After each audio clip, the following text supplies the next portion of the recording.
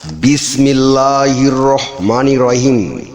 বিশ্ব আধ্যাত্মিক জ্ঞান সঞ্চার দরবার শরীফের প্রতিষ্ঠাতা আমার মুর্শিদ কেবলা গাউসুল আজম শামীম আলী চিশতির দরবার হইতে আমি শাহ আলম আপনাদের সকলকে জানাই আন্তরিক শুভেচ্ছা ও অভিনন্দন।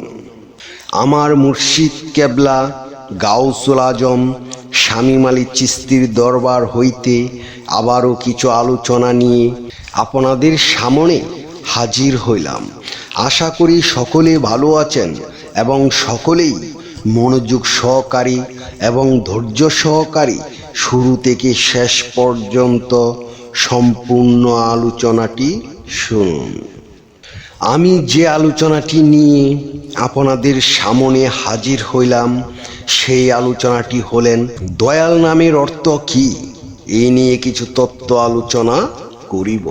তাই সকলেই মনোযোগ সহকারী এবং ধৈর্য সহকারী শুরু থেকে শেষ পর্যন্ত সম্পূর্ণ আলোচনাটি শুনুন। শুরুতেই বিশ্বের সকল স্তরে লোকদের উদ্দেশ্য করে বলছি, আমার লক্ষ্য আমার মুর্শিদ কেবলা গাউসুল আজম শামীম আলী চিশতির লেখা গ্রন্থের বিষয়বস্তু আপনাদের সামনে উপস্থাপনা করা, যাতে আপনারা সকলেই হাকিকত জানতে পারেন, বুঝতে পারেন এবং হাকিকতের জ্ঞান নিতে পারেন। আমি যে আলোচনাটি নিয়ে আপনাদের সামনে হাজির হইলাম, এই আলোচনাটি আপনাদের জন্য অনেক গুরুত্বপূর্ণ। এই আলোচনার মাধ্যমে আপনারা সকলে জানতে পারবেন দয়াল নামের অর্থ কি। তাই সকলেই মনোযোগ সহকারী এবং ধৈর্য সহকারী শুরু থেকে শেষ পর্যন্ত সম্পূর্ণ আলোচনাটি শুনুন। দয়াল নামের অর্থ সফল বা বিজয়ী। সুফি মতে এই নাম সাধারণ কোনো নাম নয়। এই নামটি উৎপত্তি হয়েছে প্রজ্ঞা থেকে, যা সার্বজনীন গুণবাচক ক্ষেত্রে ব্যবহৃত হয়। এই নামের মধ্যে মিশ্রিত রয়েছে দয়া, মায়া, মমতা, স্নেহ, ভালোবাসা এবং শ্রদ্ধা। এই নাম তাদের পাশে বসানো হয় যাদের মনে দ্বিধাদ্বন্দ্ব বোধ করার মতো নফস নেই। এই নাম স্বয়ং আল্লাহ এবং রসুলগণ ও উলিয়াগণ। কারণ এই নাম শুধু গুণী মানুষদের প্রাপ্য, যারা প্রজ্ঞার মতো জ্ঞান আহরণ করে থাকেন এবং সুশীল সমাজ গঠনের লক্ষ্যে কঠিন পরিশ্রমের মাধ্যমে মায়া, মমতা, একতা, ভদ্রতা দিয়ে সাধারণ মানুষকে সত্য সঠিক পথে পরিচালনা করেন। তাদেরকে সুফি মতে দয়াল বলে সম্বোধন করেন। দয়াল নাম অনেক পাওয়ারফুল একটি নাম, কারণ এই নামের মধ্যে রয়েছে বিজয়ী শক্তি, শুভ শক্তি, বিশ্বাসের শক্তি এবং ভালোবাসার শক্তি, যা অশুভ ছায়াকে নিমেষেই তলিয়ে দেওয়া সম্ভব।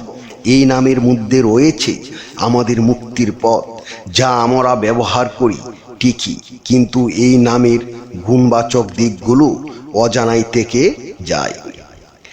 তাই তো গুণীজনেরা বলেন, না দেখে কি দেখার স্বাদ পাওয়া যায়, না জেনে কি তার মর্ম বোঝা যায়। পৃথিবীর আলো বাতাস দেখতে হলে যেমন চোখ বন্ধ করে নয়, খুলে দেখতে হয়, তেমনি স্রষ্টার পরিচয় সান্নিধ্য যেতে গোপন রহস্যে অবগত হতে হয়। মহান প্রতিপালকের এক এক নামের যেমন এক এক গুণ, তেমনি দয়াল নামের মধ্যে রয়েছে সর্বগুণ, যার জন্য এই নাম মহামানব যারা ছিলেন এবং আছেন তাদের নামের পাশেই বসানো হয়, কারণ তারা আল্লাহর রঙে রঙিন। তাদের আলাদা করার মতো কিছুই নেই। এই জন্যই বলা হয়, বিশ্বাসে বস্তু মিলাই তর্কে বহুদূর। আমি যে আলোচনাটি আপনাদের সামনে করেছি, এই আলোচনাটি আপনাদের কাছে কতটুকু ভালো লেগেছে।